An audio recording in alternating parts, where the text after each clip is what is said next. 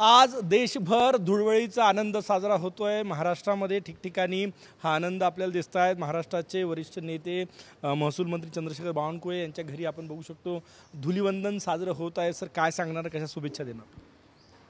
संपूर्ण महाराष्ट्राच्या जनतेला आणि देशातल्याही जनतेला मी होळीच्या शुभेच्छा देतो।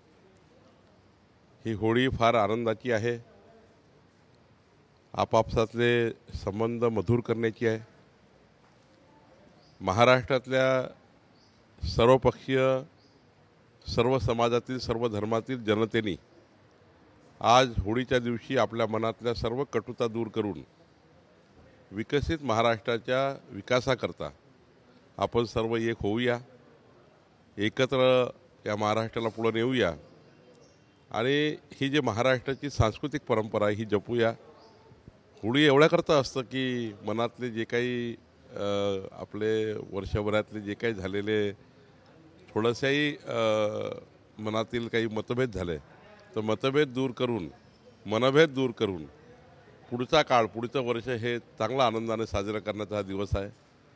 त्यामुळं आपण सर्व महाराष्ट्राची जनता, महाराष्ट्राचे सर्व पक्ष आता होळीपासून एक विकासाच्या नव्या दिशेला जाऊया असं मी या ठिकाणी सर्वांना सांगेन। असं म्हणतात बुरा न मानो होली आहे। महाराष्ट्रात महायुतीचं सरकार आल्यानंतर कुठला रंग जास्त गडद होतोय असं वाटतं?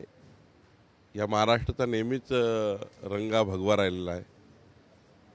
छत्रपती शिवरायापासून भगवा ध्वजाला आपण सलाम करत आलो आहे आणि सर्वांनी छत्रपती शिवरायांची प्रेरणा घेऊनच आपण या महाराष्ट्राला पुढे नेलं पाहिजे आणि त्यामुळे छत्रपती शिवरायांनी जो ध्वज या महाराष्ट्रामध्ये उभारला, जी गुढी उभारली तीच पुढे नेली पाहिजे असं मला वाटतं। संजय राऊत आणि उद्धव ठाकरेजींना आज तुम्ही कुठला रंग लावायला आवडेल आजच्या दिवशी? नाही, त्यांना होळीच्या शुभेच्छा आहे। कुठला रंग लावावा वगैरे मी रंग लावायला आज जाऊ शकणार नाही कारण होळी कार्यकर्त्यासोबत आहे, त्यामुळं त्यांनाही शुभेच्छा आहे, सर्वांना शुभेच्छा आहे। सर्वांनी एकत्रित महाराष्ट्र पुढे नेऊया। महाविकास आघाडीला काय शुभेच्छा देणार आजच्या दिवशी? महाविकास आघाडीने त्यांचं मॅन्डेट ज्या पद्धतीनं महाराष्ट्रात मिळालं आहे त्यांनी एक आदर्श विरोधी पक्ष आणि विकासाकरता योग्य सरकारला पुढे नेणे, सरकार आणि विरोधी पक्ष मिळून महाराष्ट्र जनतेला काय मिळेल याचा विचार करणे। सरकार तर काम करेलच, विरोधी पक्षही महत्त्वाचा असतो। त्यांनीसुद्धा महत्त्वाच्या बाबी सरकारसमोर आणून पारदर्शी भ्रष्टाचारमुक्त सरकार चालवण्याकरता सरकारला मदत करणे, सरकारला सूचना देणे या गोष्टी केल्या पाहिजे। जयंत पाटील भगवा रंग, भाजपचा भगवा रंग हाती घेणार की जे अजितदादाचा पिंक रंग हाती घेणार, काय वाटतंय? नाही, मला असं वाटतं जयंत पाटील यांच्या राजकीय भविष्याबद्दल बोलण्या एवढा मी मोठा नाही आहे। शेवटी काही कपोलकल्पित बातम्या चालत असतात, पण आजपर्यंत तरी जयंत पाटील साहेब स्वतः कधी कुणाशी या विषयावर बोलले नसेल असं मला वाटतं।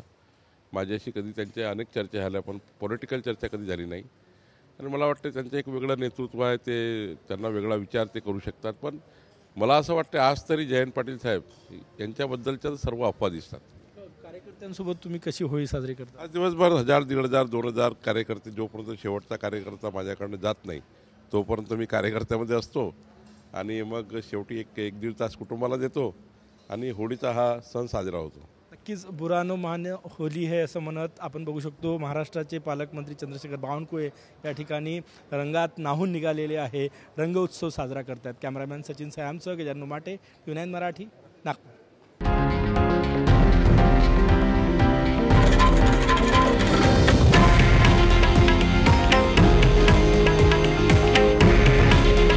हे आहे देशातील नंबर 1 न्यूज नेटवर्क आणि आपण पाहत आहात TV9 मराठी।